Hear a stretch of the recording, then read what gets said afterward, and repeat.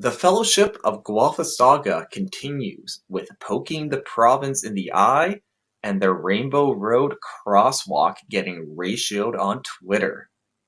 The Elder Elves pushed back against the Big Blue Orc's new rule change with Bill 23 and directed the mayor to write a protest letter on behalf of the Council of Elders to the Minister of Municipal Affairs and Housing.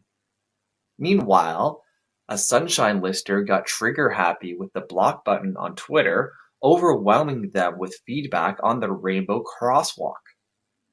Back in the Northern Forest, Rodrigo of Gawler took another attempt at building an eScooter program with a predictable outcome.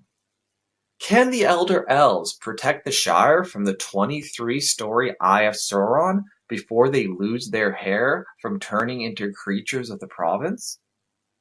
The air was thick with the stench of the West Smart City office and burnt wood from the Greenbelt as the Council of Elders entered their chambers.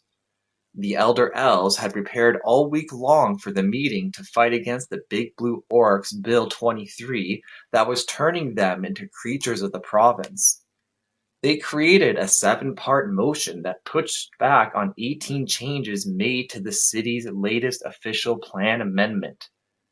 Trying to play politics through policy and procedure, the Elder Elves conjured up their positive word spells to protect the downtown's view corridor from the Eye of Sauron. They proposed adding more view corridors to protect the Shire's natural beauty, such as the view from Starkey Hill. They also directed the mayor to write a protest letter on behalf of the Council of Elders to the Minister of Municipal Affairs and Housing, Steve of the Clarks. But the mayor complained about the changes since it involved him doing work and looking bad in the eyes of his big mayor friends. Voting against all of the Elves' motions, the mayor said that they were going to have intergovernmental issues. I think this is poking the province in the eye. I don't think it's helpful. Maybe it's because we're the problem. He was correct that he's part of the problem, as it's the mayor's YIMBYism that's not addressing the housing cost crisis. Pretending to have a bee in his bonnet, the mayor didn't want to write a protest letter that would also be sent to Mike of the Shriners and all the big city mayors. He didn't care about Shriner reading the letter, since he's currently distracted over picking a red or green tie each day. It was his orcish friends from the big city mayors group that Guthrie didn't want to poke, since he wanted to keep his good seat at their table while he plays politics with his European-inspired SimCity. Meanwhile, within the corporate depths of the Shire, a lone Sunshine Lister got ratioed on Twitter.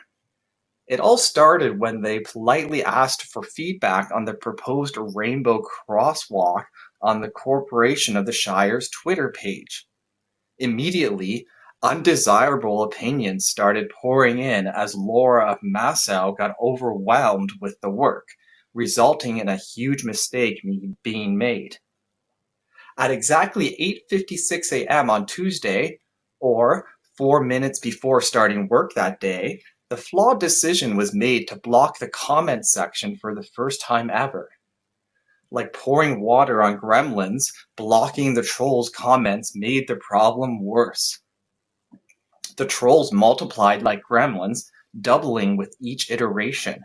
1 troll, 2 trolls, 4, 8, 16, and so on until it reached over 500.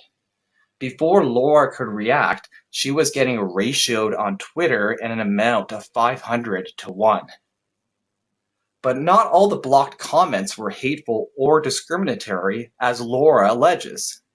Taking screenshots and using the Wayback Machine, the 500-plus trolls on Twitter started collecting their receipts and submitting them to the Shire's official Have Your Say feedback page. This was the purpose of the original post on the Rainbow Crosswalk, so the goal was achieved.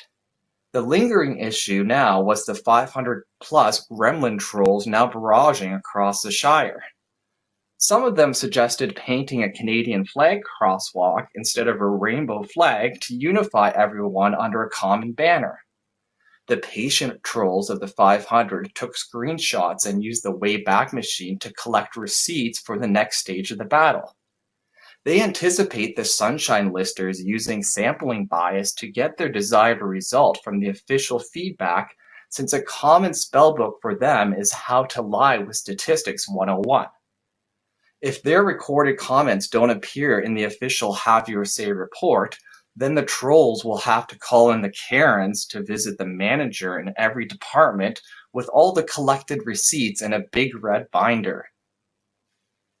Back in the frigid northern forest, Rodrigo of Galler took another shot at the eScooter program.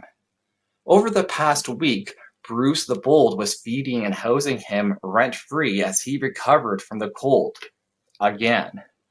Rodrigo could only rely on his copycat skills to escape the forest as a homeless, low-level creature of the province and committed to building an eScooter program. Like Link building a wagon without a motor, his policy changes were doomed from the start since they were proposed without any public consultation. The provincial eScooter pilot program that Rodrigo is pushing would allow e-scooters to operate anywhere a bicycle can, but they cannot go any faster than 24 kilometers per hour, must have a horn or bell, and weigh no more than 45 kilos. Luckily, the goods exchange is this weekend, so it's a good opportunity to toss your e-scooter to the curb, where it belongs. Can the Elder Elves protect the Shire from the Big Blue Orc and the 500-plus gremlin trolls? Will Rodrigo of Galler ever find the way home? Stay tuned here to see.